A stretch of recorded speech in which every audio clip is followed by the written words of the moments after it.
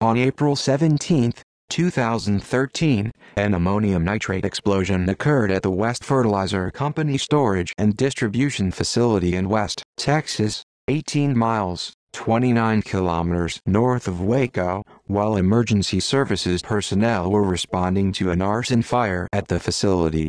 15 people were killed, more than 160 were injured, and more than 150 buildings were damaged or destroyed. Investigators confirmed that ammonium nitrate was the material that exploded. On May 11, 2016, the Bureau of Alcohol, Tobacco, Firearms and Explosives stated that the fire had been deliberately set. Background: West Fertilizer Company had supplied chemicals to farmers since it was founded in 1962. As of 2013, it was owned by Adair Grain, Incorporated, and employed 9 workers at the facility. Adair Grain, Incorporated is wholly owned by Donald Adair and his wife Wanda. At the time of the incident, the Occupational Safety and Health Administration (OSHA) had last inspected the plant in 1985. According to records obtained by the Associated Press, OSHA cited the plant for improper storage of anhydrous ammonia and fined it $30. OSHA could have fined the company as much as $1,000. OSHA also cited the plant for violations of respiratory protection standards, but did not impose a fine. OSHA officials said the facility was not on their national emphasis plan for inspections because it was not a manufacturer, had no record of a major accident, and the Environmental Protection Agency did not consider it a major risk. After a complaint in 2006 about an ammonia smell coming from the facility, the Texas Commission on Environmental Quality investigated and cited the operator for not having a permit for 2 storage tanks that contained anhydrous ammonia. A permit was issued once the operators brought the facility into accord with agency regulations and recommendations. Also in 2006, the EPA fined the owners $2,300 for problems that included not filing a risk management program plan on time. In June 2012, the U.S. Department of Transportation's Pipeline and Hazardous Materials Safety Administration further fined the facility $5,250 for violations regarding anhydrous ammonia storage. According to an open records request by Reuters, the plant had a long history of minor thefts, presumably by people wanting to use anhydrous ammonia to make methamphetamine. The facility lacked burglar alarms, or even a fenced perimeter. It installed a surveillance system in 2009 after law enforcement recommended they do so. In an emergency planning report filed with the EPA in 2011, company officials said the anhydrous ammonia storage tanks did not represent a significant fire or explosion hazard.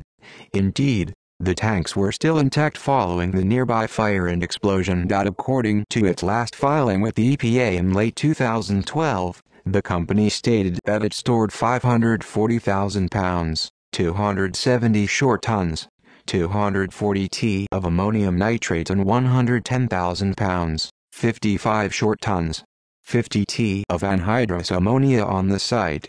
A week after the explosion, Homeland Security Secretary Janet Napolitano told Senate investigators that the company did not appear to have disclosed its ammonium nitrate stock to her department. Federal law requires that the Department of Homeland Security, DHS, be notified whenever anyone has more than 1 ton of ammonium nitrate on hand, or 400 pounds, 180 kilograms if the ammonium nitrate is combined with combustible material. Fire and explosion. The facility caught fire on Wednesday, April 17, 2013, and roughly 20 minutes after the fire was first reported to emergency dispatchers, the site exploded. At 7:38 p.m. CDT, 0050 UTC, April 18, as firefighters were attempting to douse the flames, it exploded with the force of 7.510 tons of TNT. The explosion created a 93-foot wide crater where the site of the fertilizer plant had previously been, and resulted in 12 deaths and numerous injuries. After weeks of investigation, the cause of the initial fire remained unknown. Authorities ruled out weather, natural causes, anhydrous ammonia, and ammonium nitrate in a rail car as possible causes. In May 2016, the ATF announced that they had determined the fire had been deliberately set. Aftermath. The massive explosion obliterated the West Fertilizer Company plant and caused heavy damage and further destruction to surrounding areas. Numbers for people dead or injured varied initially. Damage. In addition to the obliterated plant, the damaged buildings included the public West Middle School, which sits next to the facility. A neighboring 50-unit, two-story apartment building was destroyed. The blast damaged the nearby West Rest Haven nursing home, and many residents were evacuated. Many of the nursing home residents received cuts from flying glass, but emergency personnel on scene judged that most of these injuries were not life-threatening. On April 20th, some residents who tried to return to their destroyed homes were turned away because leaking gas tanks were causing small fires. According to the company's insurer, United States Fire Insurance of Morristown, New Jersey, the facility was only covered by $1 million in liability insurance. According to official estimates from both state and company officials, this amount did not even begin to cover the cost of damages. Furthermore, according to the Dallas Morning News, Texas law allows fertilizer storage facilities to operate without any liability insurance at all, even when they store hazardous materials. Injuries and fatalities. West Mayor Tommy Muska told the Waco Tribune-Herald that as of late evening, April 17, 6 or 7 volunteer firefighters from the city were unaccounted for. West EMS Director Dr. George Smith, himself injured, said he believed at least 2 emergency responders were killed. "We do have confirmed fatalities," Texas Department of Public Safety spokesman D.L. Wilson said at a midnight news conference on April 17. "We have a tremendous amount of injuries, over 100 injuries at this time." Wilson did not confirm or deny an earlier report that the number of deaths could be in the range of 60 to 70. He said the blast zone was just like the Murrah building in Oklahoma City, comparing its effects to the Oklahoma City bombing, and that 50 to 75 homes and businesses were damaged. Sergeant William Patrick Swanson of the Waco Police Department said the operation has gone into a search and rescue mode, aiming to find survivors and recover those who might be trapped in buildings. He said at least 160 people had been injured, and the firefighters who were combating the initial fire were still unaccounted for. Swanton quoted local environmental officials and emergency personnel in saying there was no risk to the community from the smoke fumes rising from the facility. Over 100 people were reported injured in the blast, and were originally transported to a makeshift triage set up at West High School's football field. It was later moved to a community center due to its proximity to the still-burning facility. Hillcrest Baptist Medical Center in Waco received over 40 injured for treatment. Patients were also admitted to Waco's Providence Healthcare Network, Fort Worth's John Peter Smith Health Network, Dallas's Parkland Memorial Hospital, and Temple's Scott and White Memorial Hospital. Authorities announced on April 19 that 12 bodies had been recovered, 60 people were missing, and at least 200 had been injured. The 12 dead included 10 first responders as well as 2 civilians who had volunteered to fight the fire. The final confirmed death toll was 15 fatalities, and approximately 160 to 200 people were injured. Reactions. Those living in and around West report that the blast felt like an earthquake. The United States Geological Survey recorded the explosion as a 2.1 magnitude tremor. The blast was heard in nearby Hillsboro, Waxahachie, DeSoto, and as far north as Arlington.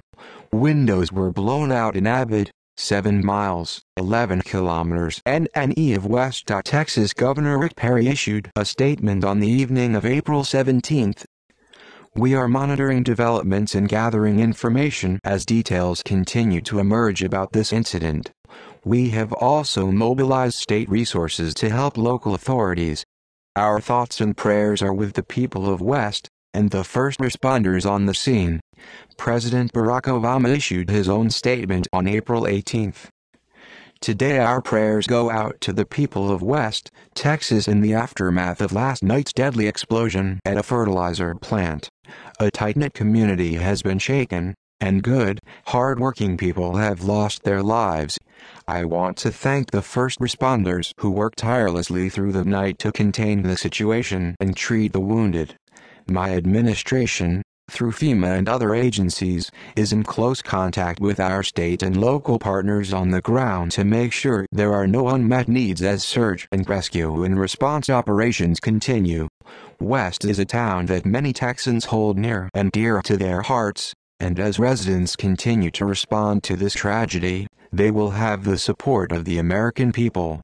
Due to toxic fumes and a large number of displaced families, West Independent School District announced on its Twitter feed that all 5 of the district's schools would stay closed until further notice.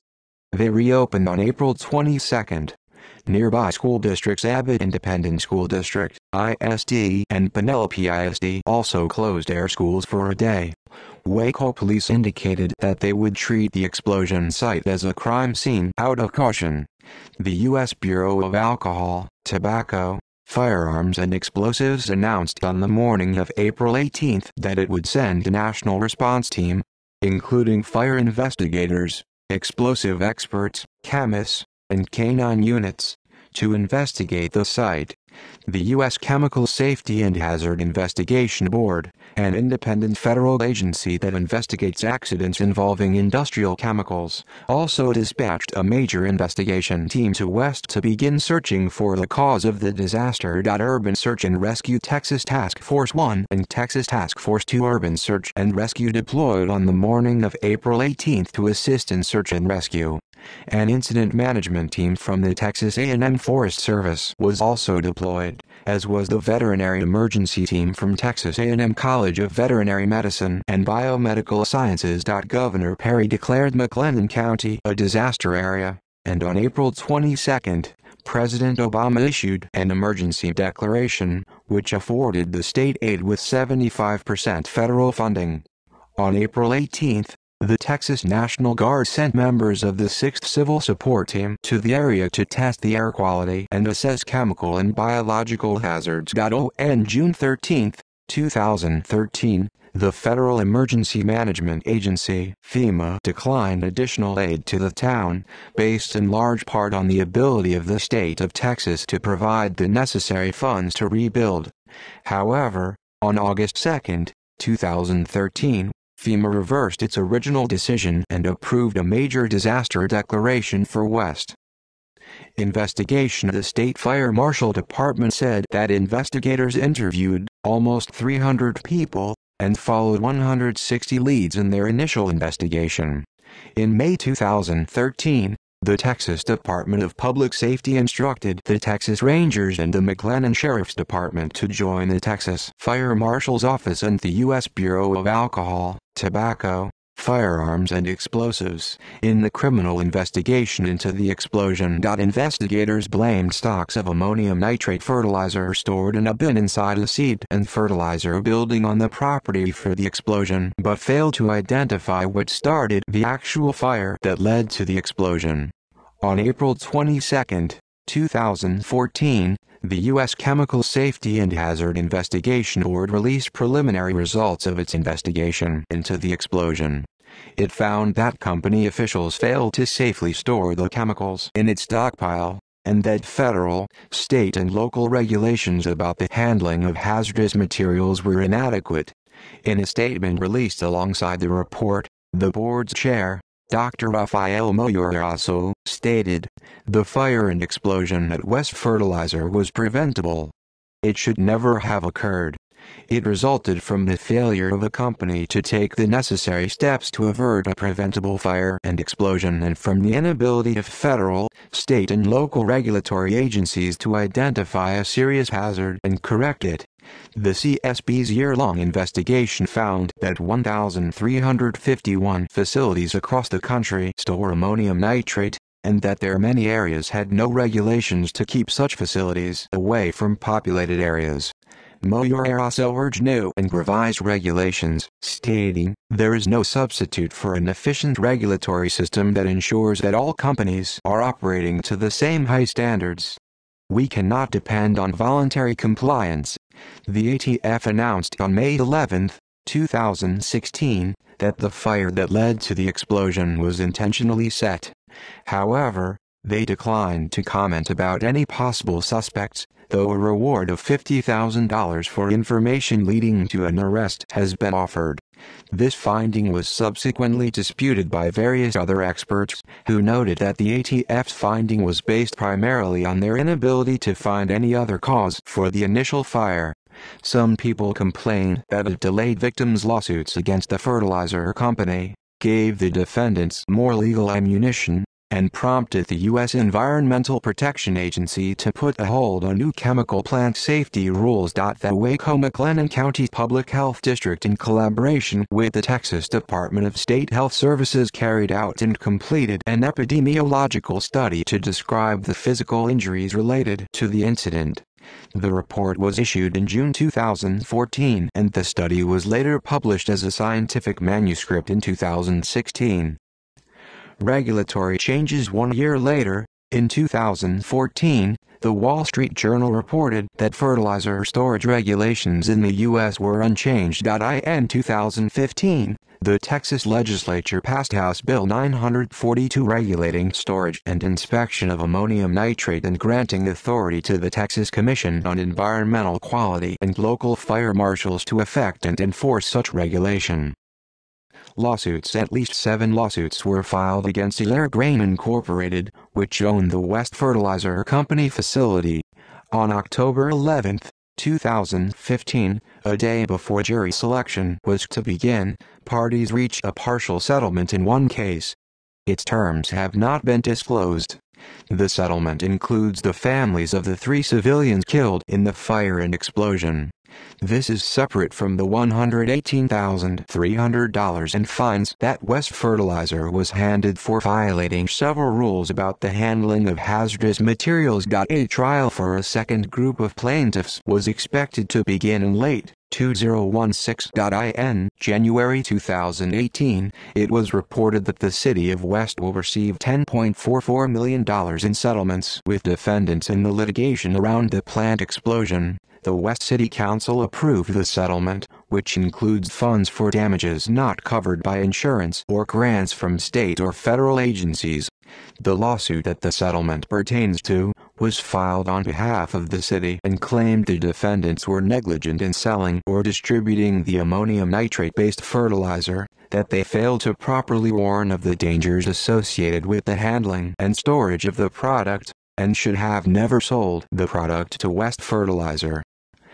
See also ammonium nitrate disasters. Boston Marathon bombing, which happened days earlier. Pepcon disaster. Texas City disaster, 1947. AZF factory explosion, 2001. List of unsolved deaths.